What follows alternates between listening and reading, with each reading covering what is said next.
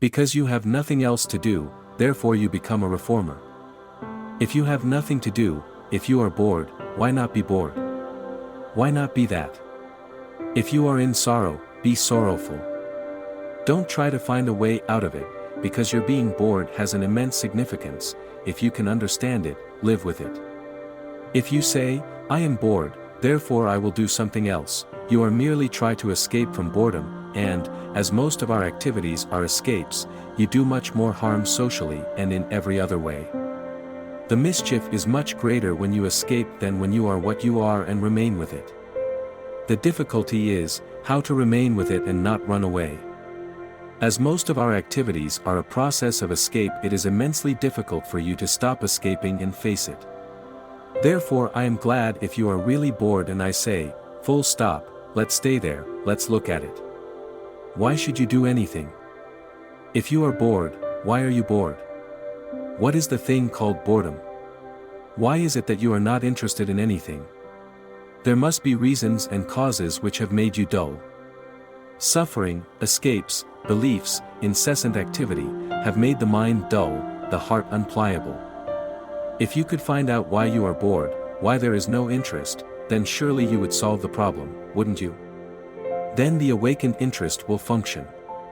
If you are not interested in why you are bored, you cannot force yourself to be interested in an activity, merely to be doing something, like a squirrel going round in a cage. I know that this is the kind of activity most of us indulge in. But we can find out inwardly, psychologically, why we are in this state of utter boredom. We can see why most of us are in this state.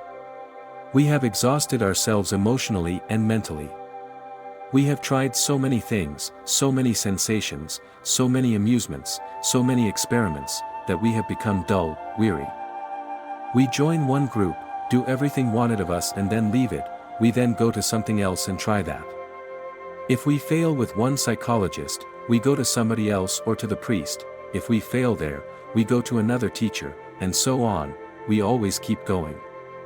This process of constantly stretching and letting go is exhausting, isn't it? Like all sensations, it soon dulls the mind. We have done that. We have gone from sensation to sensation, from excitement to excitement, till we come to a point when we are really exhausted.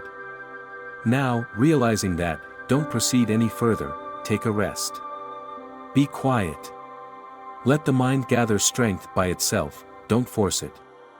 As the soil renews itself during the winter time, so, when the mind is allowed to be quiet, it renews itself.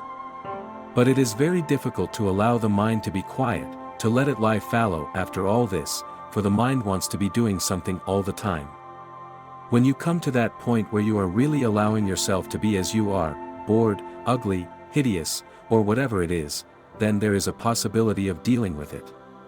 When you come to that point where you are really allowing yourself to be as you are, bored, ugly, hideous, or whatever it is, then there is a possibility of dealing with it. What happens when you accept something, when you accept what you are? When you accept that you are what you are, where is the problem?